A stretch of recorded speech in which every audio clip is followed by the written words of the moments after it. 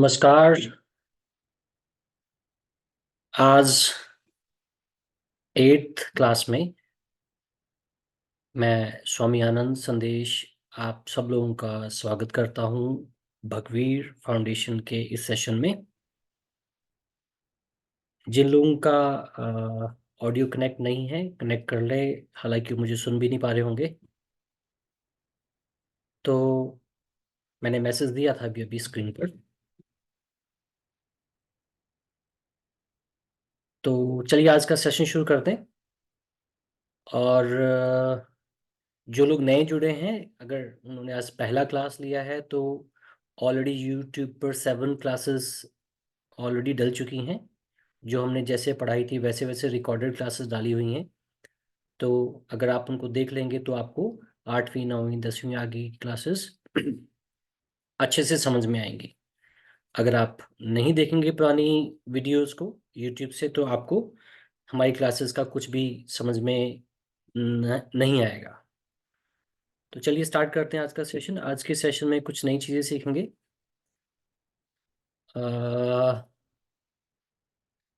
I hope अभी आपको screen change दिख रहा होगा।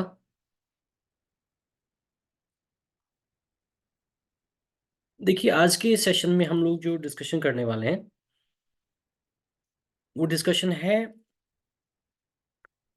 कि कोई भी काम, दुनिया का कोई भी काम, दुनिया का कोई भी एक्शन अगर मैंने आने वाले समय में करना है, दुनिया का कोई भी काम, दुनिया का कोई भी एक्शन अगर मैंने आने वाले समय में करना है। आने वाला समय क्या होता है? आने वाला समय होता है कि आने वाला 1 मिनट, 1 घंटा, एक दिन, एक हफ्ता, एक महीना, एक साल, आने वाला कोई भी टाइम है। उसमें अगर किसी भी काम को करना है, किसने करना है? काम को कौन करेगा? आपको मालूम है डूअर ही करेगा। जैसे आपको मालूम है कि डूअर कौन कौन से होते हैं। या तो आए करेगा किसी काम को, यू करेगा, या दे करेंगे, या वी करेगा, वी करेंगे, या ही करेगा, जहाँ शी करेगी। तो इन डूअर में से कोई भी व्यक्ति कोई भी काम को, काम मतलब एक्शन को आने वाले समय में करने करेगा। तो उस सेंटेंस को कैसे बनाते हैं उसको देखते हैं। हाँ, स्कूल की भाषा में तो बड़ा पता नहीं क्या क्या है।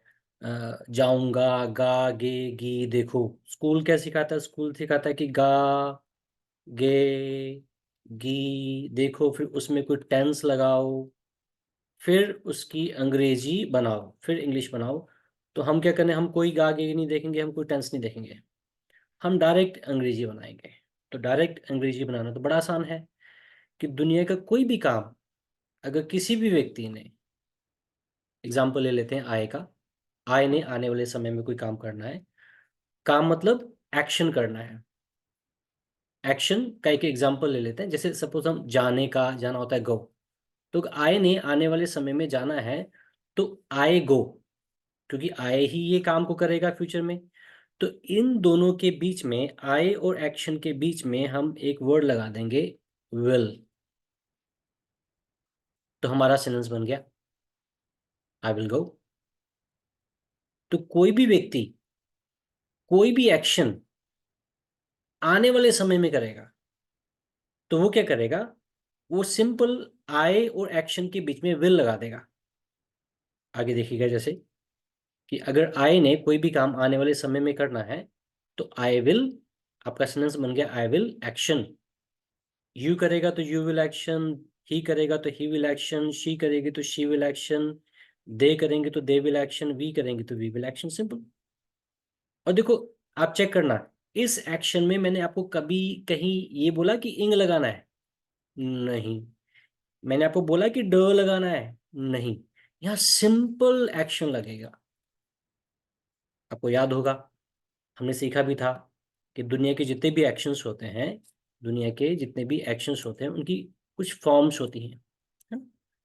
और हमने उसमें से भी सीखा था कि 80% केसेस में, 80% केसेस में हमें वो फॉर्म्स याद करनी नहीं पड़ती। 80% केसेस में क्या होता है? वो फॉर्म्स जो फर्स्ट फॉर्म होती है, उसकी अगर सेकंड फॉर्म बनानी है या थर्ड फॉर्म बनानी है तो उसमें सिर्फ ईडी लगा दो, ड लगा दो तो आपकी सेकंड फॉर्म थर्ड फॉर्म बन जाती है। हाँ, 20% केसेस में क्या होता है, आपको ड के बिना भी आपको सेकंड फॉर्म बनानी पड़ेगी या थर्ड फॉर्म बनानी पड़ेगी। तो ये क्या है, ये सिंपल एक्शन। सिंपल एक्शन का मतलब हो गया ये सारी की सारी फर्स्ट फॉर्म लगने वाली है यहाँ पर, कि आने वाले समय में हमने कोई भी काम करना है तो वहां पर हमने क्या लगानी है, I will, you will, they will action के साथ में फर्स्ट फॉर्म लगा देनी है। I hope it's clear to you. बाकी पुरानी वीडियोस को देखेंगे तो, अगर आपने आज फर्स्ट डे ज्वाइन किया है तो आपको पुरानी वीडियो को देखने के बाद ही ये समझ में अच्छे से आएगा। तो कोई भी काम आने वाले समय में करना है और उसको बताने का तरीका भी हमने डिस्कस किया। थोड़ा सा और एग्जांपल ले लेते हैं। जैसे कल सुबह जल्दी उठने की बात करते हैं, तो सुबह उठना होता है गेट अप अर्ली। तो अगर आई ने बोलना है कि आई जो है कल सुबह जल्दी उठेगा, फ्यूचर की बात कर रहे हैं, तो क्या करेगा, विल लगा देगा बीच में, सिंपल। तो सेंटेंस क्या बन गया, I will get up early. You करेगा तो you will get up early. They करेंगे तो they will get up early. We करेंगे तो we will get up early. He करेगा तो he will get up early. और शी करेगी तो she will get up early. कोई भी वर्ड लगा दो इसके साथ, बीच में विल लगा दो, विल के बाद सिंपल जो एक्शन है उसको लगा दो आप, आपका सेंटेंस बन गया। चलिए हम थोड़ा सा यहाँ पे कंपेयर करते हैं एक चीज को। आपने सबसे पहले दिन एक सेंटेंस सीखा था, उसमें आपने क्या सीखा था, उसमें आपने सीखा था आई के साथ में एक्शन लगा दो, सिंपल। यू के साथ में क्या कर दो, दे के साथ में क्या कर दो, वी के साथ में क्या कर दो, एक्शन लगा दो। और ही और शी के साथ में भी एक्शन लगा दो। लेकिन ही शी के साथ जो एक्शन लगाना है, उसमें आपने क्या सीखा था, उसमें आपने सीखा था कि एक्शन के अंदर हमको एक चीज एक्स्ट्रा लगानी है, एस या ई एस, ही शी के केस में, है ना। तो अगर हम देखें तो ये जो बात हो रही है ये हमारा डेली रूटीन की बात हो रही है, कि कोई काम अगर हम रूटीन में करते हैं, कोई काम अगर हम रूटीन में करते हैं तो उसको बताने का तरीका ये है। उसको बताने का तरीका क्या है, I action, you action, they action, we action, he actions, she actions. और अगर आने वाले समय की बात करनी है तो सेम ही तो तरीका है, यू लगा दो, दे लगा दो, वी लगा दो, ही लगा दो, शी लगा दो, और एक्शन में एक्शन लगा दो। सब जगह एक्शन लग जाएगा। हाँ, यहाँ पे आपको बीच में एस यस लगाने की यहाँ पे जरूरत ही शी के साथ जरूरत नहीं है, क्योंकि ही शी एस यस कब लगता है, ही शी के साथ लगता है, लेकिन कब, जब कोई काम आपके डेली रूटीन में शामिल हो। और हम यहाँ डेली रूटीन की तो बात ही नहीं कर रहे, हम आने वाले समय की बात कर रहे हैं, फ्यूचर की बात कर रहे हैं। तो यहाँ पे क्या करेंगे, सब जगह विल ही लगेगा, चाहे ही हो, चाहे शी हो, चाहे आई हो, यू हो, सब जगह विल लगेगा। तो I will, you will, they will, we will, he will, she will, सब जगह विल लगा के आप सेंटेंस बना सकते हैं।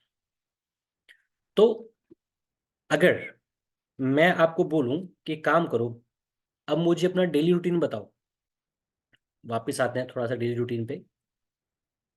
डेली रूटीन के कुछ एक्शंस थे ना, आपने समझे थे, ये आ गए। तो अगर मैं आपको बोलूं कि अपना डेली रूटीन बताओ, तो आप क्या करोगे, इन सारे एक्शन से पहले लगा दोगे I get up early, I stretch the body, I sleep तक बोल दोगे, तो ये आपका क्या बन गया, डेली रूटीन। अच्छा, अगर आपको मैं बताऊं, बोलूं कि एक काम करो, मुझे कल का रूटीन बताओ, आने वाले समय का, फ्यूचर का, तो आप सब जगह क्या करोगे, आई के साथ में विल लगा करके आप ये सारे के सारे एक्शन लगा दोगे। आई विल प्लस ये सारे के सारे एक्शन लगा दो, तो क्या बन गया डेली रूटीन फ्यूचर का, I will get up early, I will stretch the body, I will thank to God, I will get down the bed. तो मैं क्या चाहता हूं, आपके पास ऑलरेडी ये वाली क्लास है, तो इसका स्क्रीनशॉट आपने लिया होगा। आप एक तरफ क्या करें, आप एक तरफ इसको लिख लें, आई का डेली रूटीन लिख लें, ठीक है। तो आई के डेली रूटीन में क्या करें, ये सारे के सारे एक्शन डाल दें, आई गेट अप अर्ली से लेकर के आई स्लीप तक लिख लें। फिर बिल्कुल उसके सामने आप आई का फ्यूचर का रूटीन लिख लो, आई विल, और विल के साथ में सारे के सारे एक्शन लिख दो। तो आपका ये क्या बन गया, ये फ्यूचर का रूटीन बन गया। इसी तरीके से आप ये सब के लिए कर सकते हो, यू के लिए कर सकते हो, दे के लिए कर सकते हो, वी के लिए कर सकते हो डेली रूटीन में, और फ्यूचर में भी यू लगा दो यहाँ, दे लगा दो यहाँ, वी लगा दो यहाँ। हाँ, अगर आपने डेली रूटीन ही शी का लिखना है तो वहां पे आपको एक सिंपल सा काम क्या करना पड़ेगा, एक्शन में एस या एस लगाना पड़ेगा, बोलने में या लिखने में।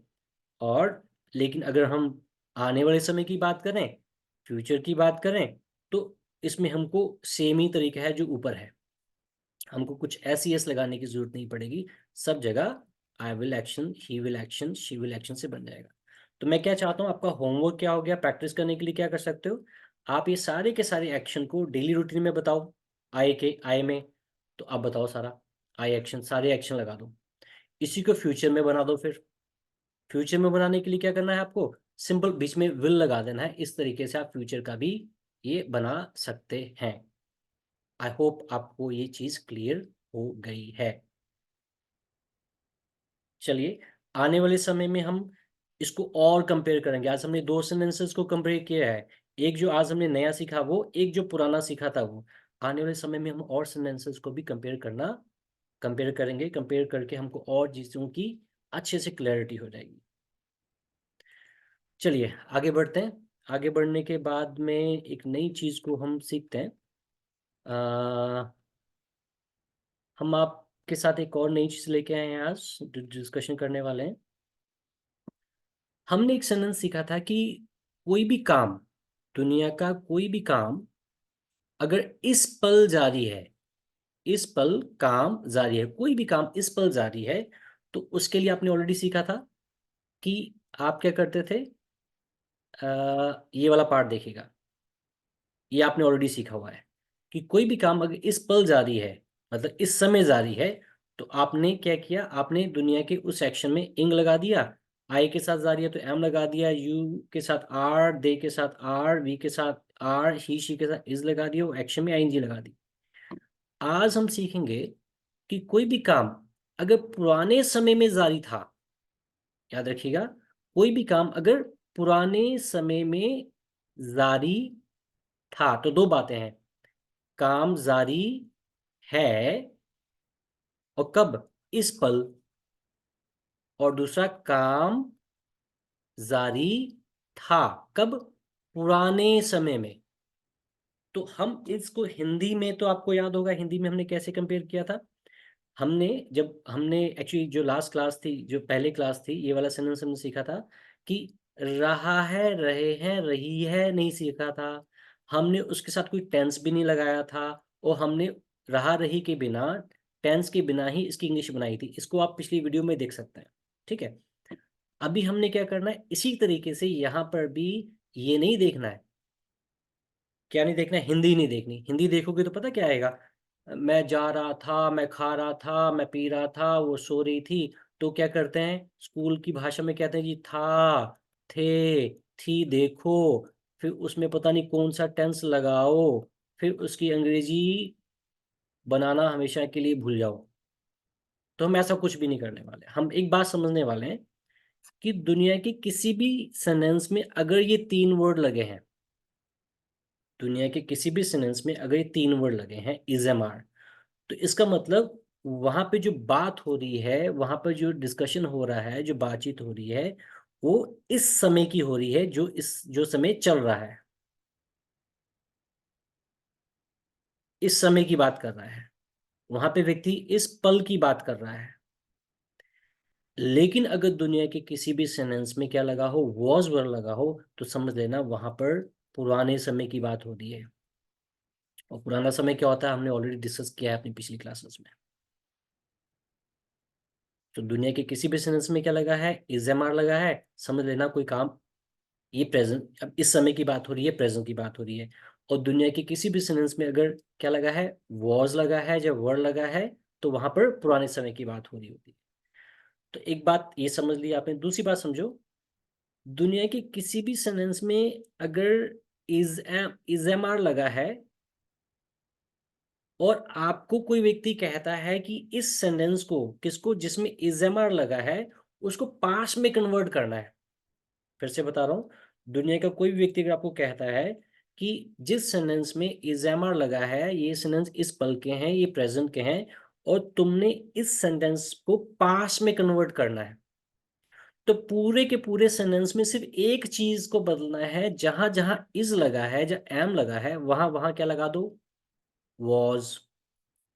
और दुनिया के किसी भी सेंटेंस में अगर आर लगा है तो वहां उसको पास्ट में कन्वर्ट करने के लिए क्या लगा दो, वर्ड। इसके अलावा और कोई भी दूसरा चेंज करने की जरूरत हमें नहीं है।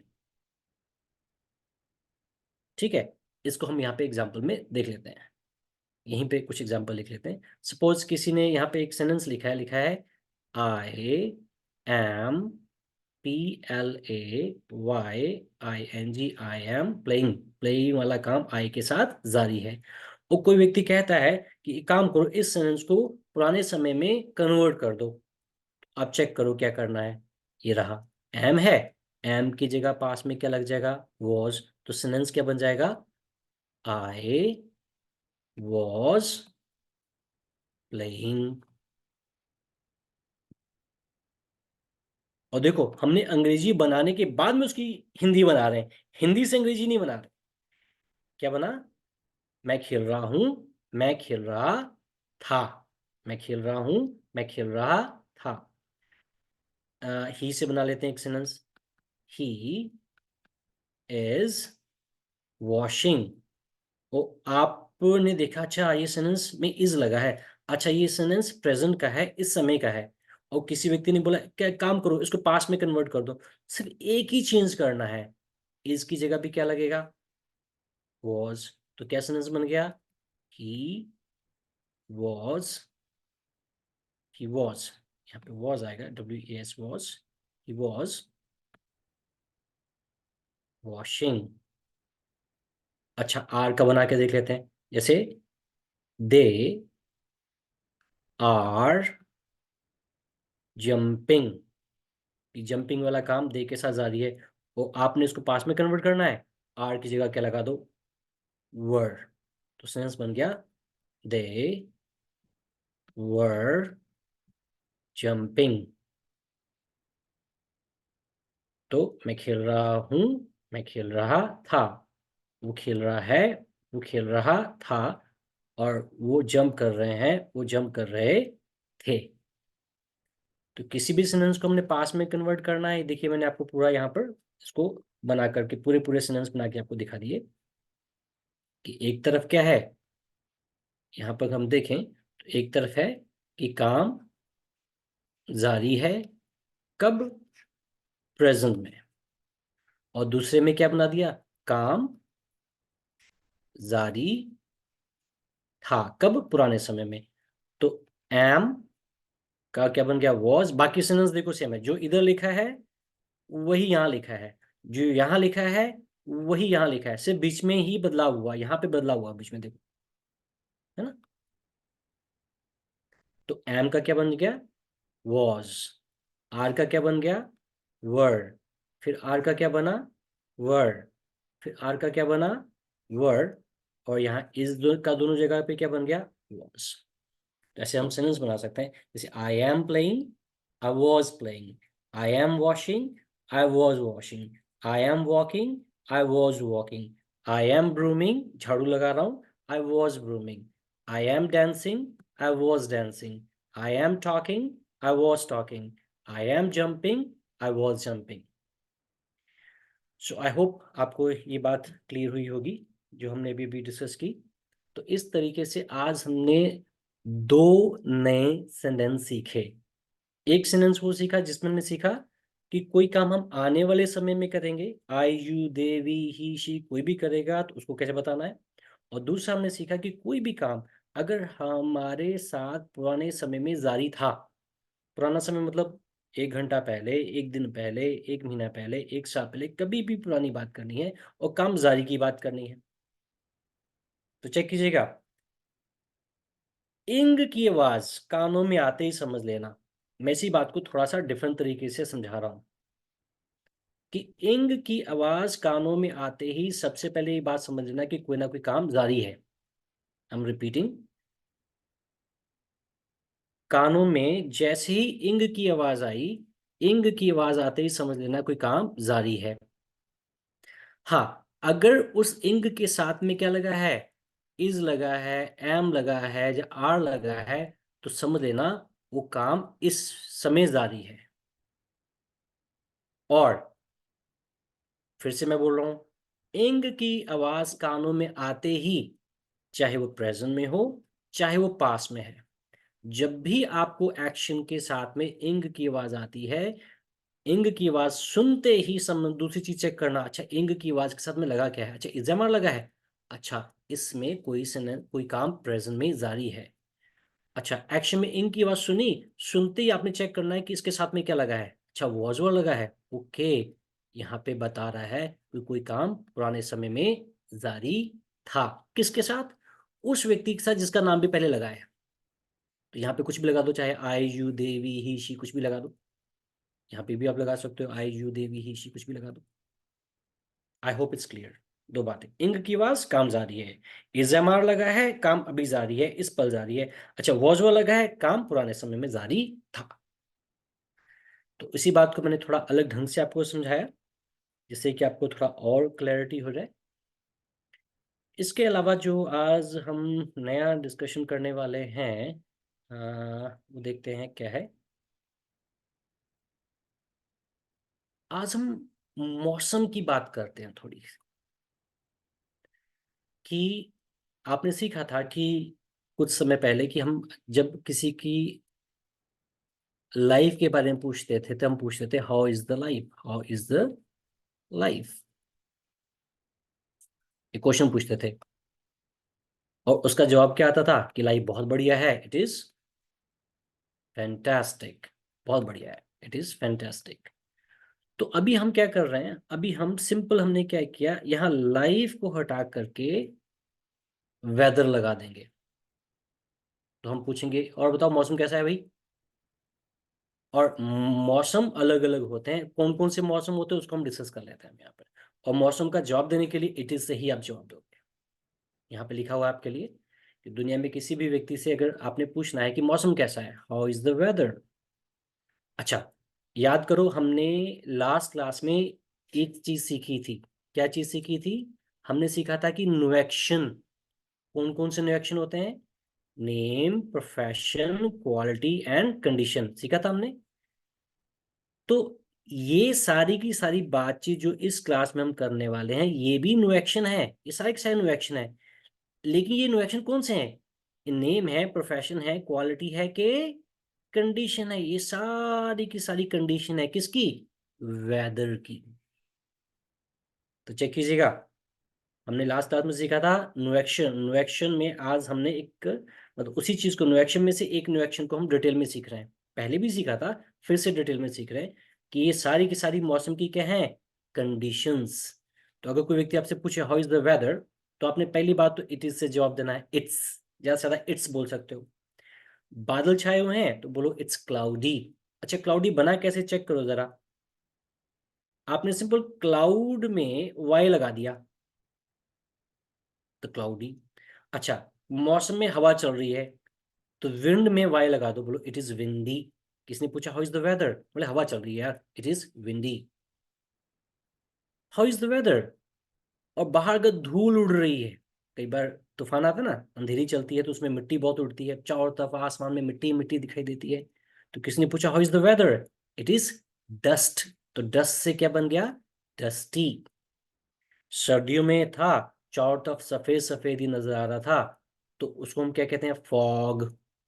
तो फॉग के साथ एक जी एक्स्ट्रा लगा दिया, साथ में आपने वाई लगा दिया, तो बन गया इट इज फॉगी। बाहर धुंध छाई हुई है। फिर किसने पूछा हाउ इज द वेदर, आपने जवाब दे दिया इट इज स्मोकी। स्मोकी मतलब कहीं अगर आग लग जाए, चारों तरफ मौसम में धुआं ही धुआं होता है, या फिर आपने अगर नोट किया हो, जो बहुत ज्यादा पोल्यूटेड शहर होते हैं, तो वहां अगर दूर तक अगर देखें तो आपको साफ नजर नहीं आ रहा होता, आपको धुआं धुआं नजर आ रहा होता। धुआं क्यों, क्योंकि ट्रैफिक ही बहुत होता है। तो ट्रैफिक के धुएं की वजह से चारों तरफ धुआं ही धुआं है, या फैक्ट्रियों का धुआं धुआं है, इट इज स्मोकी। आगे देखते हैं आगे क्या है, स्मोग। स्मोगी। स्मोगी क्या होता है? गर्मियों के दिनों में कई बार क्या होता है, आपको बहुत दूर तक अगर देखना हो तो साफ साफ दिखाई नहीं देता है। और साफ साफ जब दिखाई नहीं देता है तो ऐसा लगता है कि जैसे ना कोहरा सा छाया हो गर्मियों में। अब वो क्या है, वो स्मोक। देखो, ये दो वर्ड से बना है, SMOKE, स्मोक प्लस फॉग। तो स्मोक और फॉग का मिक्सर बन जाता है स्मोगी।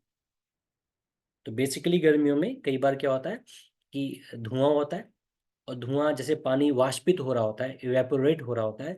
तो जब उसमें धुआं मिक्स हो जाता है तो वो भी जो मौसम का रूप ले लेता है उसको हम बोलते हैं स्मोगी। तो इट इज स्मोगी। आगे देखते हैं। किसने पूछा हाउ इज द वेदर?